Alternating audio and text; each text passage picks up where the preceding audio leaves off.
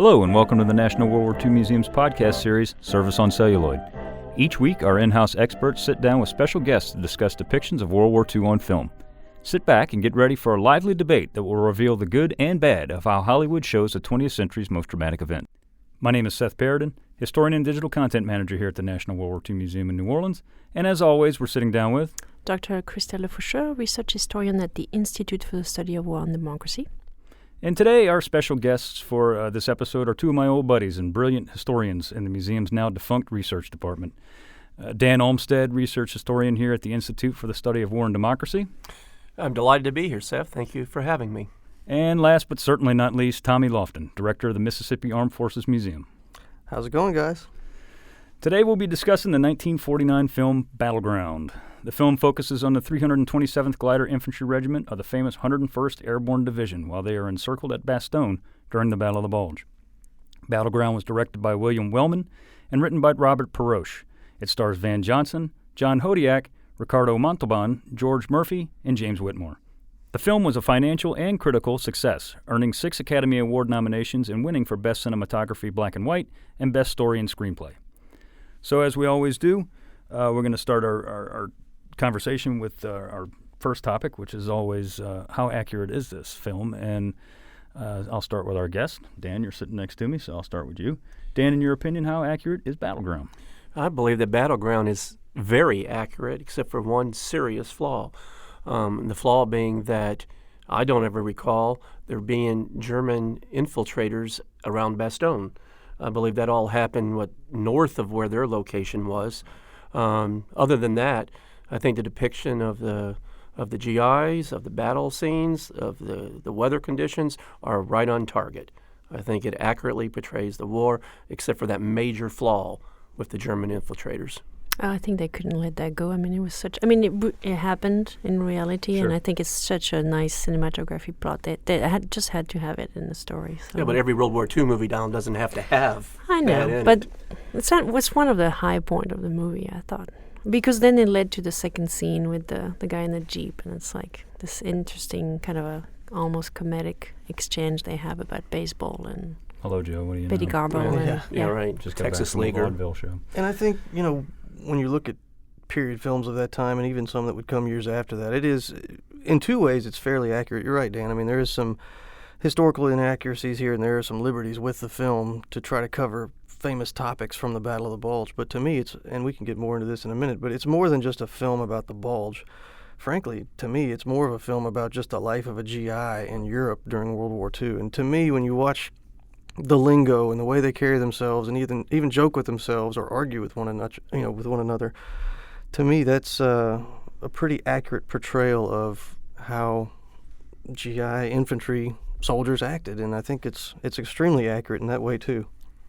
Yeah, I agree with you 100%, Tommy, as far as the accuracy and the interaction between the GIs. Just the one point was about, the German infiltrators in the Bastogne area. But I agree with you 100%. It portrays the day-to-day routine of the highs and lows in combat very well. Yeah, I agree 100%. And I know where you're coming from, Dan. I mean, that didn't happen in the 101st. Right. Operation Greif was not part of Right. their area of operations around Bastogne. As you said, it was up more north to where the 6th SS Panzer Army was. Okay, I actually. wasn't sure who it was, right? But, because they were Scorseni's commandos. But point being, it was an interesting part, like you said, Christelle, of the Battle of the Bulge, and I think it was put in there more for dramatic effect than anything else. And that's a really famous story from the Bulge, too. Mm-hmm. So, and you got to consider your audience. I mean, this was made just a few years after the Bulge was fought. I mean, there's going to be people watching this film that were there that either heard the rumors of that or heard references to Malmedy down the line. I mean, there's going to be some things in there you've got to, even the discussion of nuts. You've got to have some of those things in a movie if it's going to be about the Battle of the Bulge and reference some of that at the very least in one way or another.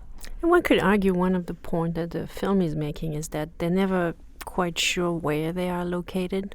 I think that was a good point in the script. I think to kind of translate this sense of I only know where my squadron is, but I don't know what's happening the rest of the battle or even the war. At that point, I'm so isolated. Of course, not only just because they're surrounded by Germans, but literally it's survival every day, and just my buddies and the rest. I'm not quite sure.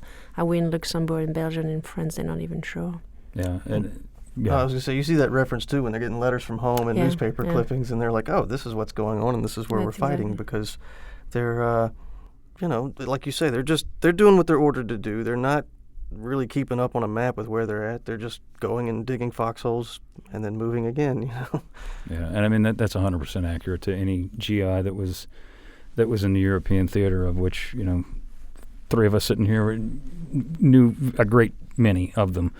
And more often than not, they didn't know where the hell they were. They didn't know the name of the town. So the guys in 101st knew they were in Bastogne, or at least they knew they were around that area. And that's portrayed in the movie really well, too, where I think it's Abner, and they show the sign for the town that says Bastogne, and he says, Bastogne. I won't be forgetting this place in a hurry, which is accurate to how they would have pronounced that, too, I guarantee you. But, I agree 100%. I think this movie is certainly one of the more accurate World War II movies, and being, seeing as how it was made in 1949, like you said, Tommy, 4 years after the end of the war, and after the end of the Battle of the Bulge ended in January of 45. This movie was, the subject matter rather, was fresh in the minds of not only those who were going to be watching it, but those who were making it too. And a lot of the things that they portray, or a lot of the things that they talk about and that they show in this movie, even down to the most mundane, what we would take as a mundane detail, is a detail of their everyday lives in the ETO. And that's, what makes this movie, in my opinion, ridiculously accurate. Probably, and I'll just say it, one of the more accurate movies ever made, I think, when it comes to World War II. I would agree. Yeah, even the detail down to the uniforms is really quite extraordinary. I mean, they're not walking around in boots. He's got his feet wrapped up in socks. And when they capture the Germans, they use blankets. Yes.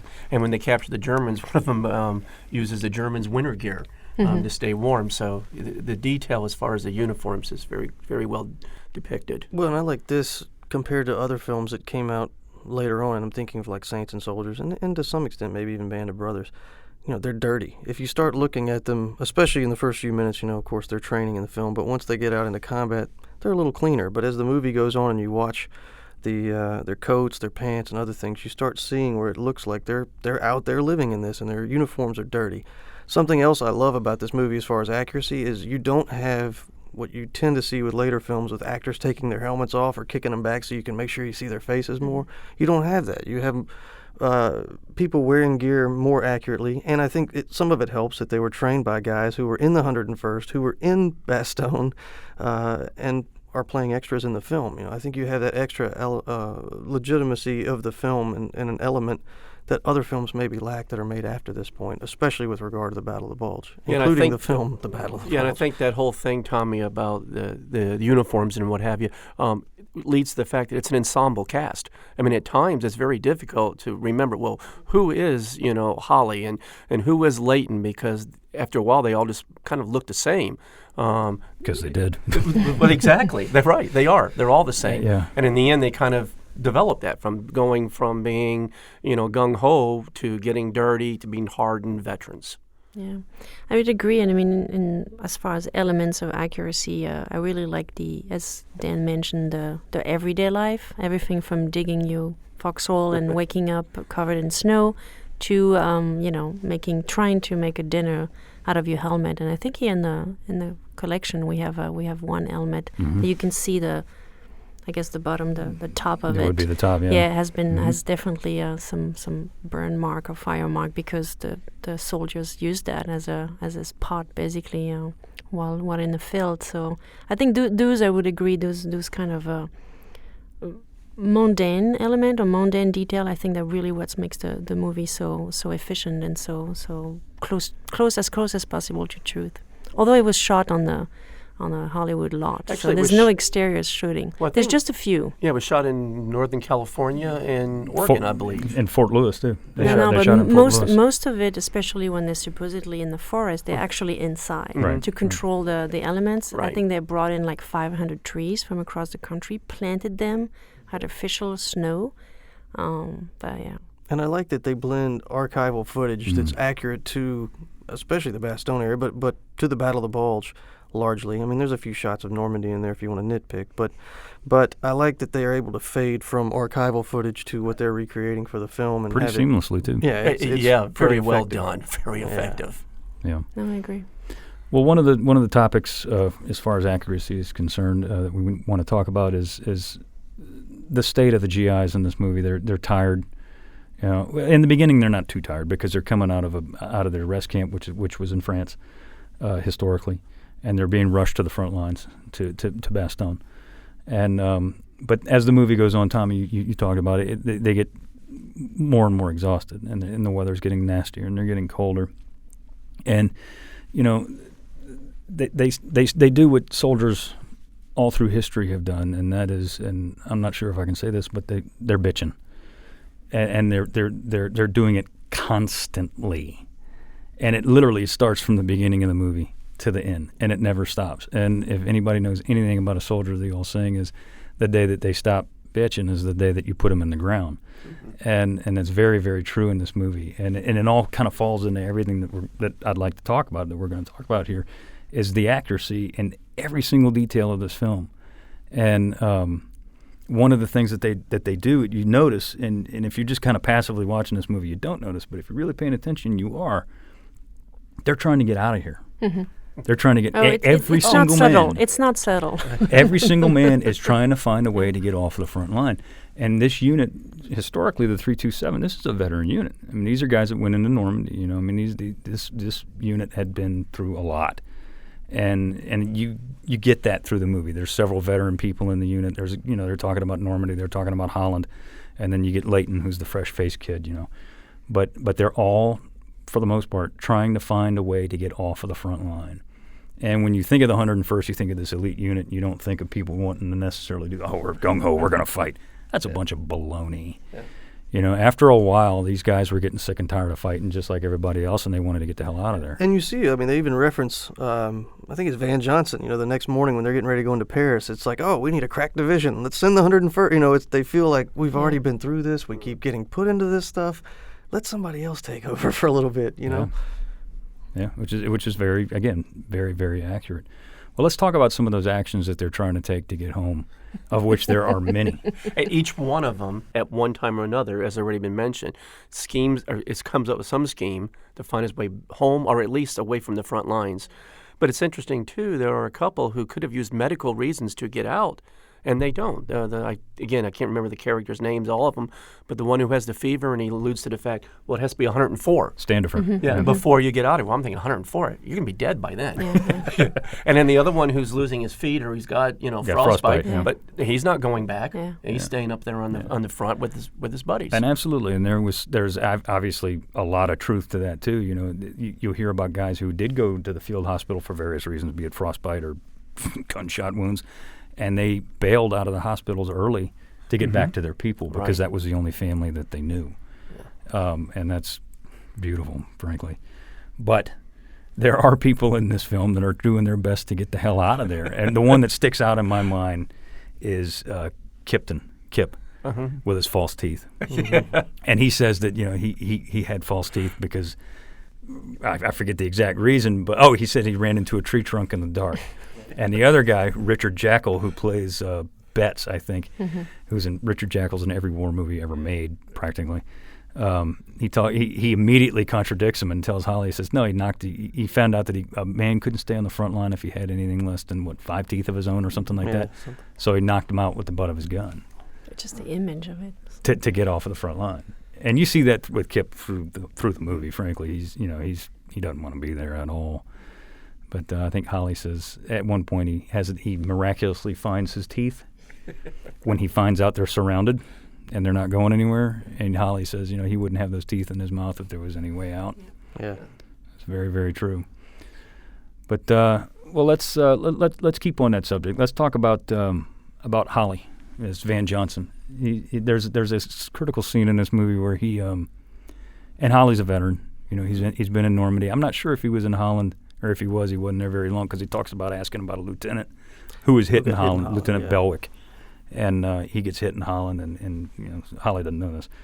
But there's a scene about 3/4 of the way through where they're under fire. and he gets up and he wants to run.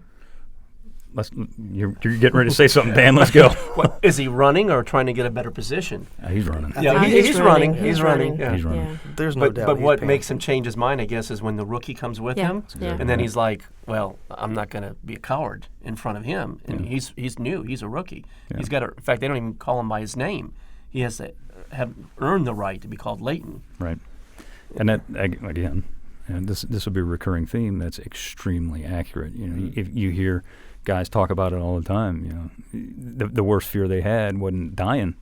It was letting their friend down. Yeah, and I think, you know, that's where you see that switch where Holly's, okay, I've got to be responsible for this guy too, because now he's got kind of a new position within the unit. Several of his peers have been wounded or out of the combat for the moment, and so I think he's also, you know, like you say, looking at it like I've got to take this kid under my wing, make sure he doesn't get killed, and he's just now, Leighton, that is, now sort of being accepted into the unit for the first time, and I think that's very an accurate element of this film too. You know, you get a lot of guys coming as replacements, much like his friend that gets in there and gets a mortar hit and they didn't even know his name. You know, there's a lot of replacements, especially with the Bulge moving through, that aren't really part of the unit yet. And, you know, I remember interviewing guys who said that. It took me a while before I got into my unit and actually survived more than about 30 days for them to even recognize me, call me by my name, or make me feel like I was a piece of this. And so that was something that kept coming back to me with this film, too, is seeing all the guys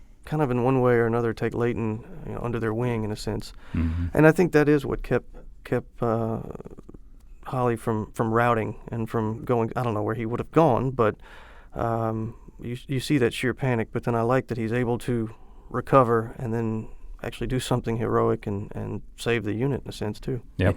I thought that was a very poignant scene there, Tommy, commenting there for a minute, in which Leighton and his friend, the very beginning, they're joking, they're carrying on because they haven't actually joined their units yet. They get separated.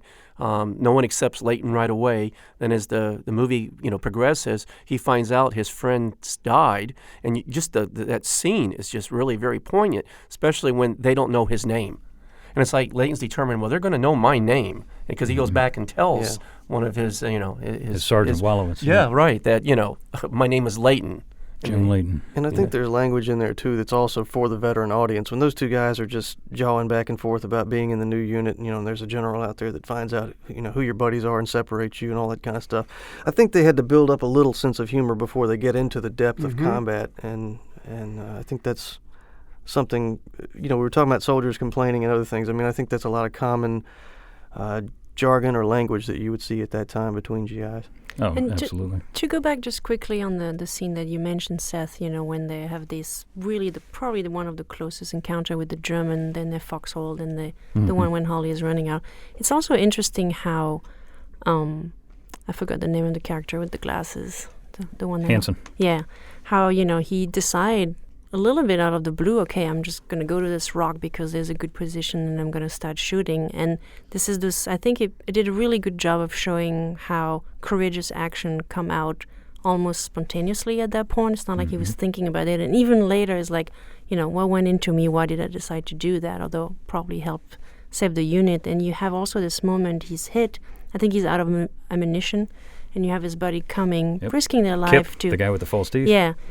Which really did not want, it made it clear from the beginning of the movie, didn't want to have anything to do with that. In that particular moment where the life of his body is at stake, he just stepped up and really did something very courageous and probably saved the unit. So I really like this scene. I thought it was very well shot. It's beautiful because that's how those things unfolded. Yeah. When the stuff hits the fan, I mean, you don't know what you're going to do until you have to do it. And those guys they did that. I mean, in reality, they did that.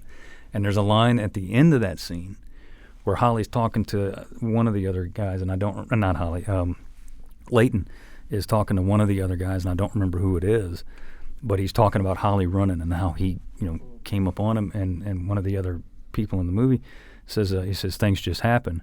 Then later you try to figure out why you acted the way you did. That's exactly that, yeah. And if there's ever a more true statement for combat, that is it. I mean, that you hear guys talk about all the time, the horrible things that they had to do. And ordinarily, you never would have done that. And I think but you did it. one of the strengths of the movie is to be able to show and demonstrate some of these feelings or the action without the really trite dialogue that will come in later movies. Yep. Like we have to explain everything in really ponderous sentence. Here you just see all of that. It's made very clear, not over the top, and you really get a sense of how they feel. I mean, you're almost in their shoes if one could ever be. And I think the movie is very, very good at doing that. And there's something you bring up, too, about the Germans I want to mention. I think it's, compared to more modern films, too, it's nice that you don't always see the Germans. Yeah. I mean, you see the maybe incoming fire, you hear it, you see guys going down. The few times you see Germans, they're not spending a lot of time trying to show if they're SS or not, or make a big, big, mean, evil German kind of blonde-haired, blue-eye, stereotypical enemy. It's just, there are Germans over there, there's Americans over here. It's very, very much not about the enemy, and I like that they don't spend as much time as other movies tend to do with trying to make all the Germans in the war look like, SS super soldiers and things like that. And to your point, that scene that we've spent quite a bit of time on is that the ambush scene where Holly's people ambush the Germans. You never see the top half of the Germans because the fog clears. All you see is about stomach down through the whole thing. Even when they put guys on the ground, you see their backs. Or you see shadows of their face. You never see their faces. See the rifles drop, and the hands kind of go up, but you don't. It's not about them. It's about the GI. Yeah, actually, you never see a large number of Germans at any time. You see two. Right. I mean, and you don't see a lot of casualties. I mean, you don't see like masses of casualties like we've been accustomed to seeing in modern movies today.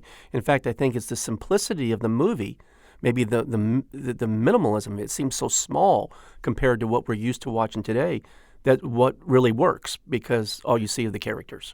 And that's what makes the movie work. And I think there's something to what you're saying, too, with the simplicity of the film, Dan. I think it's interesting today we rely so heavily on not on just CGI, but on so much gore with war films. Right. Yet this is a movie that, obviously that wasn't a huge element in films back then, but it's still just as effective in 2018 as it is in 1949 with telling the story and not having to rely so much on gore and blood and just over-the-top special effects, I guess. Yeah, I agree with you 100%. In fact, I've been motivated after watching this. I was thinking to myself, this weekend I've got to pull up Band of Brothers and watch the Bastogne scene from that to compare the two, to see the difference that Hollywood, the way they explain the two, scenes, movies. But one of the scenes where really the men have this close encounter when, they go on to explore a little bit. There's three of them on patrol. Thank you. And they come back, and there's interaction with the German, and the three of them have this deadly combat, basically, where they manage to kill the German. And you don't see anything. It's very nicely shot. They're behind the destroyed tank at some point. The Jeep, yeah. Yeah, or Jeep, sorry. But you don't see anything. There's just a little bit of hands movement. You hear something, and that's almost, for me, had more impact than, as in fury, brain exploding all over the place. I thought that was way more effective to the suspense. Yeah, the suspense to not knowing which. It's very well shot. You just see, I think, the feet, not knowing which of the soldier will get up, because at that point the uniform is completely. First of all, it's black and white, but they're dirty and you wouldn't even recognize. So you just see somebody getting up and you don't know who it is until really the last minute. Okay, it's one of us, so we good. Which I'm going to jump a little bit ahead here, but. Who is this movie made for? I know who this movie was made for. I think we all know who this movie was made for. This movie was made for the GI, the veteran GI of the Eastern Front. Good Lord, of the European, not those. That's next. Yeah, sorry. It was made for the veteran GI of the European theater. Yeah. Absolutely, the combat GI, and that's why the lingo is there. That's why the jargon is there. And I personally, maybe I'm psychoanalyzing this too much, but I think that's why a lot of the violence is not shown. I agree. They lived it. They didn't need to see it again. Yeah, good point. I think you're risking, former soldiers, veterans watching this film and walking out. And, you've got them up to this point. They're hopefully loving the film. And a sequence like that, that's probably about, halfway through or so in the film, you're taking a chance if it gets too realistic of some of these folks going, this is too much for me, and walking out of the theater. I mean, you see that later on with other films, but... Yeah. Well, the one other thing, and we're alluding to it, we're talking about post-traumatic stress disorder. And one of the characters in the movie, Richard Jackal, Betts, they never say it, but they didn't term it as PTSD back then. But combat fatigue. Psychoneurosis or something. But he has it. He even admits that he has it. Holly says that he has it. Everybody knows that he's got it. And when they're under artillery fire and he bolts, and Betts just gets up and he's gone. He just runs. He takes off. And Holly even says, they never should have sent him back. They never should have sent him back to the front line. Yeah. It's obvious why. And I think, a lot of the audience, the combat veteran audience that would have been watching that would have been, I probably shouldn't have been at the front line again either. I think it has a lot to do, too, with how Hollywood is advanced. Getting back to the point we're talking about the gore and, it's the way they made movies back then obviously are not the same way they make movies today. Veterans, unfortunately, absolutely. Veterans, it's about them walking out, but back then there was no concept of making a movie like they make today, like Private Ryan, in which veterans would get out and walk on. The technology didn't exist, and the public wasn't ready for that. The public's become so desensitized over 50, 60 years that a movie like that made today, they're going to go, what is this? Mm-hmm. And I almost wonder, too, is the film really just for GIs, or is it just as much for their family members, for their kids, for their wives? Could be. It hasn't been that many years since the battle ended. Some of these guys may have thought, I fought it, I don't need to see it again. But this may actually be a good chance for their family members to watch this and understand this is why when it's snowing outside or Dad's cold or whatever, he doesn't act the same way he does the rest of the year. He doesn't want to talk about the war if I ask him about it. To me, it could be a film just as much for the American public, for those at home that were wondering what was going on overseas and reading about it in the paper. I think this film lends equally to them as much as it does to those combat vets who want to experience. Yeah, I think this movie is very well suited for the public at that time, as well as the GI and his family. It gives them an idea of what Dad or my uncle went through. Or my definitely. husband, for that matter. Yeah, right. Yeah.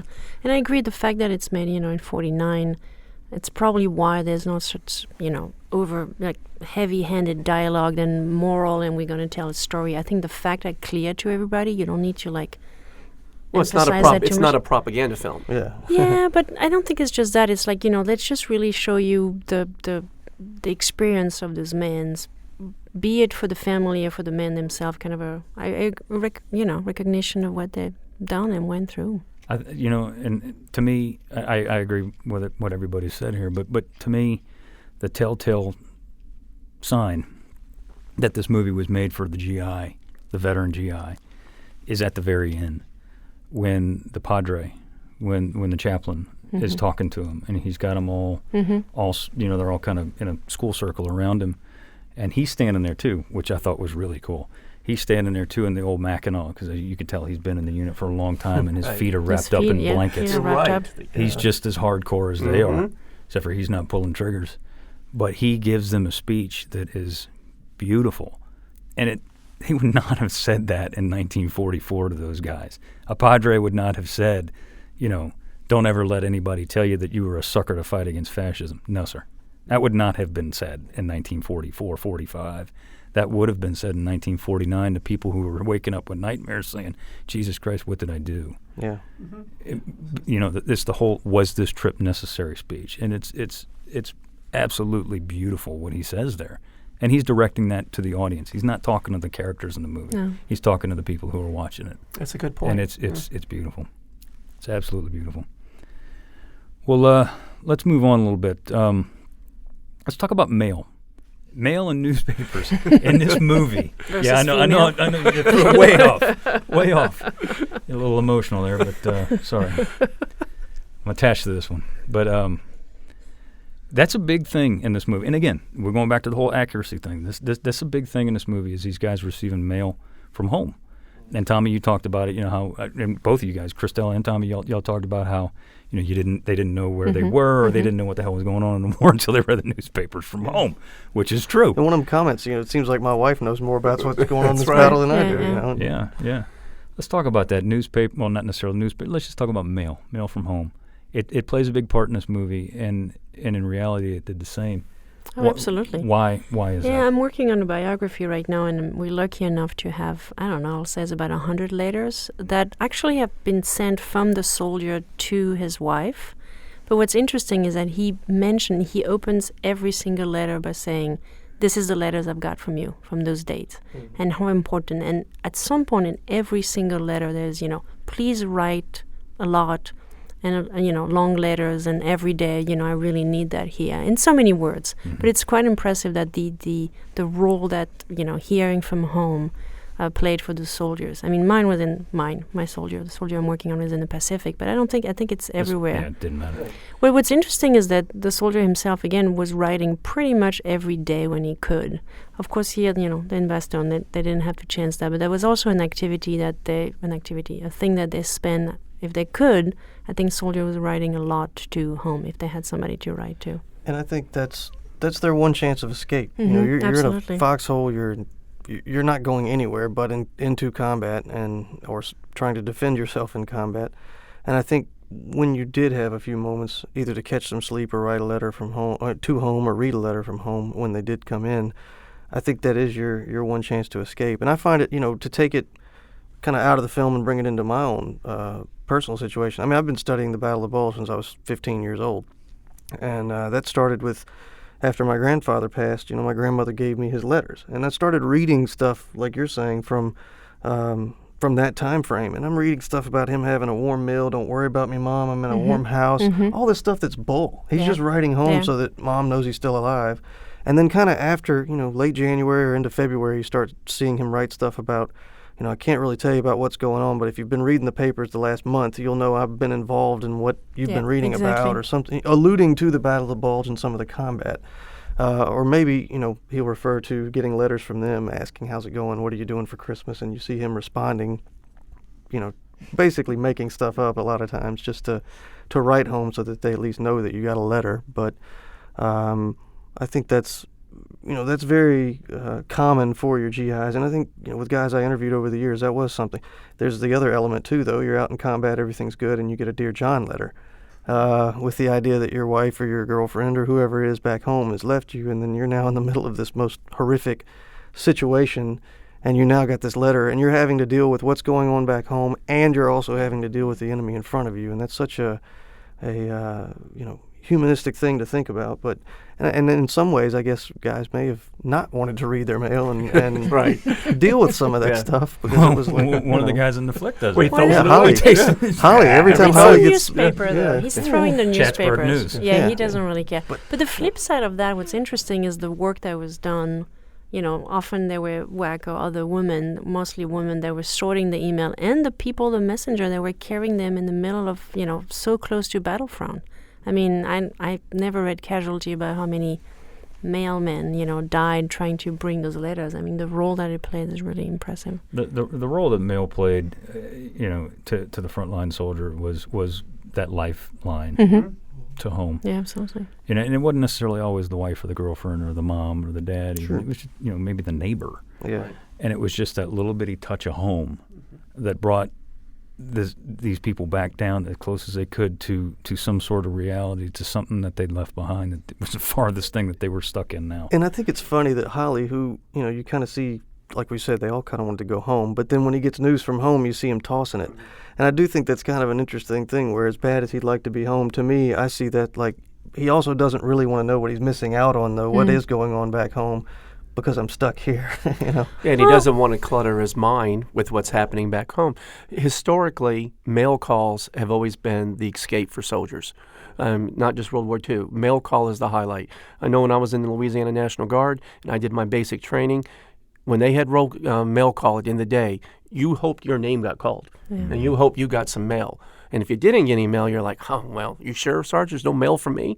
So that's no different. Everybody, wants mail because it is that connection to home. Like you see Pop waiting for that letter so that he Yeah. can go So home. he can go home, right? Well, the one I'm reading, he's at some point he's comparing to his he's an officer, to his fellow officer. Well, I got 80 letters, and the next one only had 60. So keep on sending them. There's also I get so many letters. But coming back to Holly, I'm not sure it's because he doesn't want to clutter. I was wondering, this is my psychology here, if he doesn't really care. It's not important. I mean, this little gazette, this little local news is all about, Miss blah, blah, blah married this, and they have this new store. And it's like, I'm not sure it matters at that point. I mean, I don't know. I think maybe he feels he would miss home more Yeah. if you read what is happening and you're not part of it. Yeah. Just block it out. I don't want to think about it. I've got something in front of me right now I have to deal with. I don't know. I look at it from a different perspective. I think Holly's a soldier. Oh, he is a soldier. Well, I mean, they all are, obviously, but I think he's a soldier. He's there, and you got that one episode where he wants to run, and I mean, let's be honest, wouldn't you? But he's a soldier, and I think he and Wallowitz, who gets wounded, the quarterback, who's hit in the arm, and Kenny, the platoon sergeant, they're the soldiers, and in every unit there are those guys. There are those guys who they are there to kick ass. They are there to kill the enemy and get the war over. And I think, I really do. I think Holly is that guy. And get some eggs when you can. Well, if fresh eggs. And don't break if I may them. disagree, I don't think he is at the beginning. I think he grows into that because at the beginning, the way he's presented is like he's a kind of womanizer, and he went to Paris, and he has all this l'amour. I mean, at the beginning, he's almost a comic character because with the whole egg story, I think he that's grows. locker room talk, though. I think Yeah, but he grows into his leadership position. I'm not sure he had that at the beginning. And he didn't. He was a PFC, or as he says, praying for civilian. I know, that's what I'm saying. But yeah. there's a lot of praying for civilians that were just as hardcore as your buck sergeants. And some of them have a blue ribbon around their necks. Yes, they do. Yes, they do. Well, let's talk about one of the writers. Christella, it was something that you'd wanted to talk about. Well, one of the writers was a guy named Robert Peroche. He wrote the screenplay. He was also a master sergeant with the 35th ID, 35th Infantry Division. Does it show?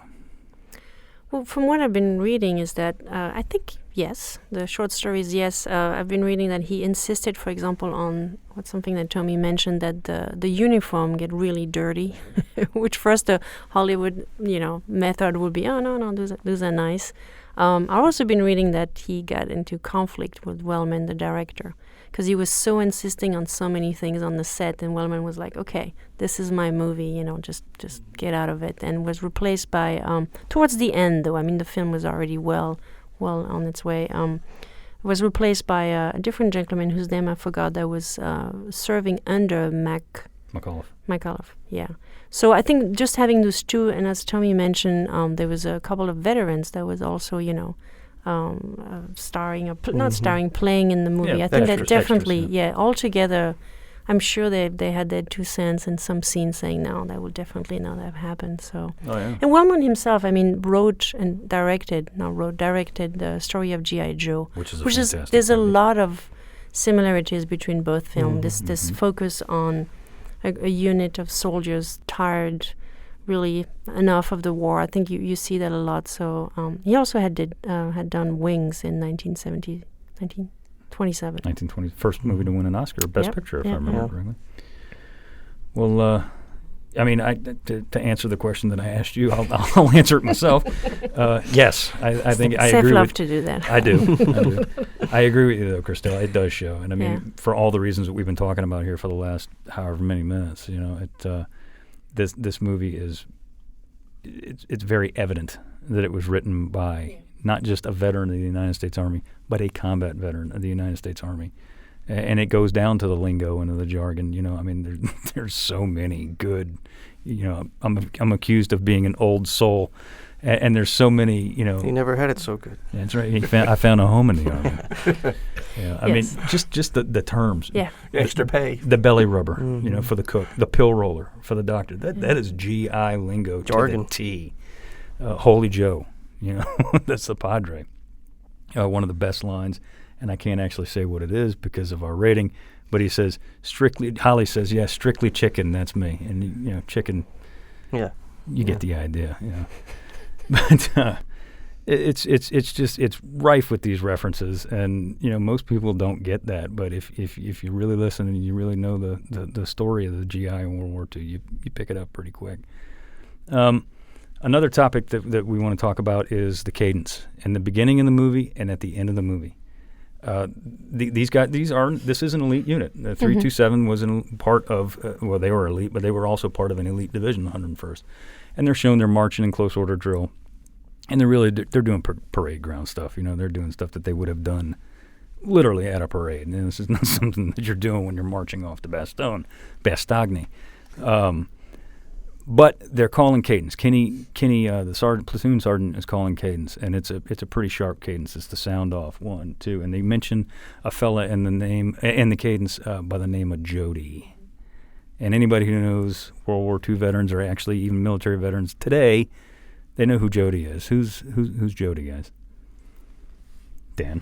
Jody's the coward. Jody's the guy back home. Yeah. Mm-hmm. Jody's the guy back home doing everything. He found a way not to. Yeah. Yeah. Jody's the guy back home spending time with your wife, shall we say. He's the guy back home who took your job. Jody was home when you left. Yeah, he's not in the foxhole with you. That's right. Jody is, and the veterans blame, or the soldiers in the movie blame everything on Jody. Yeah. Everything on Jody. At one point, I don't remember exactly when in the movie, but at one point, Holly and his boys they're making their way, I think, back into Bastogne for resupply or food or ammunition or something, and they see all the shall we say RIMFs, all the guys in the back alley, all the rear echelon, and he says, "Hey, whatever happened to Jody?" And he sees all these guys smoking these good cigarettes and everything else. It's pretty cool, but the actual cadence was written by a gentleman named theoretically written by a gentleman named Private Willie Lee Duckworth. Who can talk about that guy? African American. He's actually we see it in the movie. He's the fellow at the end. He's the fellow that's when the priest is giving his talk. The only African American shown in the movie, although there were a couple of thousands, if not more, African American that fought in the Battle of the Bulge. I think it's one area that I wish they had found a way cinematographically or script-wise to maybe add.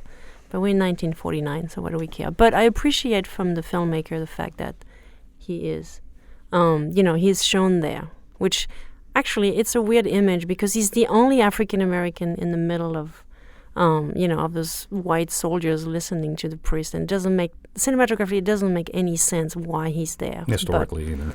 Yeah, but he's there. But it's kind of out of place. Yeah, actually, when they shoot the screen and you see him standing there, I took a double take. Yeah. I mean, up to this point, we have not seen any African Americans, and here's this African American. I mean, where did he show up from? Yeah. It's almost as if they felt like they had to put an African American in the film. I disagree. I think they put him in there. I think so because of who he was. And at this point in the Bulge too, though, I mean, you had.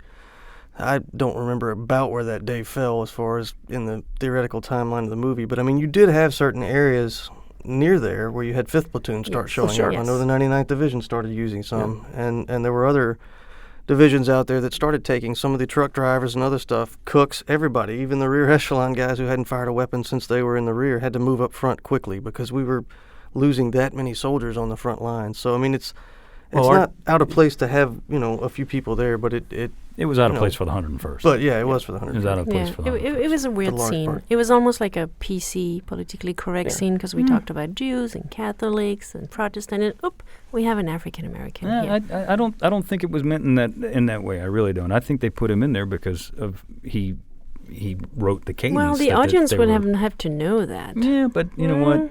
They did a lot of things in this movie. I think that were a tip of the hat to a lot of people. That's true. And I think this is one of them. But we talked about the violence. We talked about the lack of gore. Do you get a sense of the number of casualties in this movie? Or rather, not in this movie. Well, I guess, in this movie, in the Battle of the Bulge. Of course, there were over 83,000 American casualties. Go ahead, Dan. Actually, I don't get a sense. I mean, I understand there are a lot of casualties. I know that before I watch the movie, so I bring that with me when I sit down and watch it. But as far as watching the movie goes, no, they're isolated. Mm-hmm. You don't get any kind of image or scope of large numbers of casualties. So I don't believe, I don't get the idea that there's tons of casualties, that there's lots of casualties. There's casualties and there's fatalities, but no, you don't get an idea of how many casualties there are. The scope of it. And I think, well, for me, I take it a little differently. I mean, when you think about it, too, for me, watching this film, if you just think about the isolated unit, I feel like by the end of it, at least half the unit's been hit, wiped out. You got a guy who got sick. You've got a guy who's dead who got hit in the hospital, too. Yeah. And, and you got the hospital sequences, too, where you see all the wounded laying in there getting, I think it's cognac or... and then there's the references, if she pours another one, I'm going to go out and get shot. But, I do think, you may not get the full sense of the battle, and I don't think they're trying to tell the story of the Battle of the Bulge, but I do like that they show different elements too. Not every soldier gets killed. You see some wounded certain ways, other ways you do see some die. I mean, you see, was it Abner alluded to death, even though you don't see much of him or his Cries wounds. for his mama. But I think they were very careful and selective, and I think it is interesting that they spread it out throughout the film, where you have different folks kind of leaving the unit in one way or another. And so for me, I did kind of get a sense of, with just looking at this isolated unit, I felt like by the time they're in the street marching at the end of the film, that the unit's not the same guys who went into combat anymore. I mean, there's some faces in there you don't really recognize that may be considered replacements, and then of the original cast, there's just not as many as there were at the beginning of the film. So and the ones who are there, by and large, with the exception of Leighton and Holly, are hurt in some way, shape, or form. Yeah, walking wounded. Hanson, he's got the bandage over his shoulder, and then Kenny's got the frozen feet. And, Right. It's go ahead. Something else I wanted to bring up while we're just talking about the film and accuracy and other things, something else unique about this film to me, and they don't show it but just a minute, is the civilian involvement. Because you got to keep in mind, with this battle, especially for Europe, we're not fighting like we had been maybe out in the Hurtgen Forest. I mean, sure, you're out in the Ardennes Forest, but you're not far from Bastogne, and there's other towns, villages, cities that aren't that far apart. And you're talking, of basically a couple of 100 miles of battlefield, some of which civilians are even stuck in the middle of and don't necessarily want to be. And I think that's interesting that they did put, the children in there. You do see some of the local folks as they're rolling through town to go into combat. I think, in my mind, it was nice to see that it wasn't just about the GIs and just about the combat, but that you also do get a little bit of a hat tip, like you were mentioning, to the civilian side and to the kids who wanted chocolate and cigarettes, because that is another common thing. You see GIs and, I guess, soldiers and Marines out in the Pacific as well talking about children and dealing with handing out cigarettes and other things when they have nothing. Right. Yeah, I think they did. It was very light, though. Yeah. I mean, it's maybe 3 minutes out of the whole thing. But I think there's two scenes for me that I think were well done, and one is just a matter of dialogue. At some point, there's there's plane or bombardment, something, and one, I forgot his name, kind of the newspaper guy. Jarvis. Yeah, Jarvis. It says, "Oh, whatever, CD destroyer." And the other soldier's like, "I don't care." He said, "No, I want to remember. I want to be aware of that, and I want to remember that." Like, when the CDs were destroyed. So that's the first one, and the second one is when they get some chow for first time in a long time, and you have this really, really very old woman come in and digging in the trash. And, it's a little sad. It could have been a moment where they would have done something, react something, but they're very, they don't really pay much attention, and they're like, move on with their own life. Well, that's where he says, Holly says, I don't even see those things. And Jarvis says, I want to see them. I want to remember them. Yeah. And that's for French, it's the very striking image of, lots of old, elderly French men and women that just stay there because a lot of them are in prison, are in war, are dying, are fighting, and so it's kind of a symbol of who stays back home and who is killed a lot. Yeah. Well, I mean, it's accurate because this was a surprise attack in a quiet sector of the quote unquote quiet sector of the front, and these civilians were swallowed up in this great battle because they didn't know it was coming.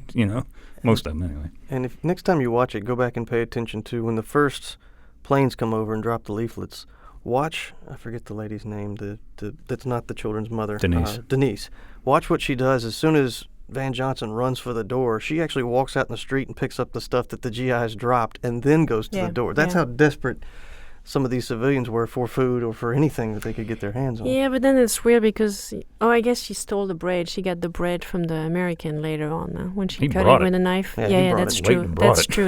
He stole it. Yeah, that's true. Because I was going to say that would have been impossible to have some bread like that. So It really showed the development of Leighton's character right there in that scene, too. Yeah. Today you are a man. Right, exactly, because he starts off, being very naive. Green. He grows up, he matures, and here he is in the house with the French woman drinking her wine, Belgian, and eating the bread that he took. And on top of that, it's a woman that Holly had his eye on. So he's kind of usurping the father's position. Just Holly. Well, because he's just Holly. Get a load of mama. He's the hardened veteran now. All right. And of course we had to kill her at the end because... Not everybody. Yeah, that's right. She does. Yeah, thanks. Yeah. Thanks for the downer there. The house is bombed and That's everybody right. dies. You're So right. You're Not right. everybody who died in war was a soldier. That is true too. Well, did you guys like this movie? I think I already know the answer to this. And would you recommend it? And Tommy, I'll start with you. Definitely. This is, for me, probably in my top 3, and I don't know what order, but I think this is probably one of the most valuable films ever made for World War II. It's something I watch every year around the 16th anyway, along with the Band of Brothers sequences around the Battle of the Bulge. And frankly, in my opinion, you don't see anything like this film, especially with the topic of the Battle of the Bulge, until Band of Brothers comes out and they readdress the issue of Bastogne many years later. But for me, this is a great film to understand veterans of Europe in World War II, to understand the Battle of the Bulge. You know, you had so many veterans that took part in that battle, especially, still the largest U.S. Army battle in history. And I think, for me, it's a great film. If you're trying to find out what your father or your grandfather, great-grandfather went through in that war, especially looking at Europe or specifically at the Battle of the Bulge, this is the film for you in my mind. This is the film that will help you understand what their day-to-day activity was like, what kind of things they would be talking about with their buddies, what experiences they would have had, good and bad, or dealing with loss in the unit and other things too. So in my mind, I mean, this is I think it's largely underrated a lot of times by Hollywood, but I think it's probably one of the best overall World War II and war films ever made. That's me. Dano? Yeah, I think it's a fantastic movie. In fact, I think it's a movie that's withheld the test of time very well. This movie was made in 1949, and here it is in 2018. We're talking about it on a podcast. I probably agree with you. I do agree with you, Tommy, that a lot of people probably don't even know this movie exists.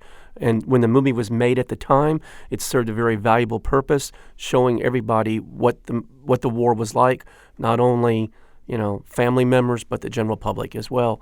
I'd highly recommend it. It's also a movie that it suited the time. It couldn't be made today.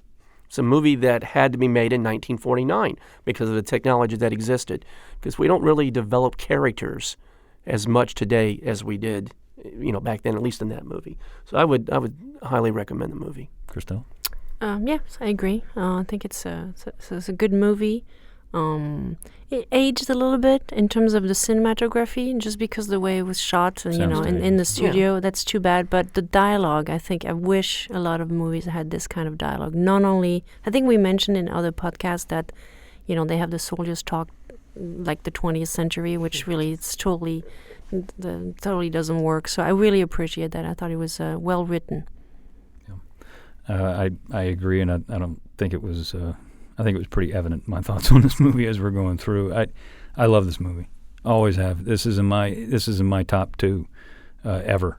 I put it way above any movie that's been made in the last 50 years, honestly. This and 12 O'Clock High, and of which they're both very similar, made around the same time.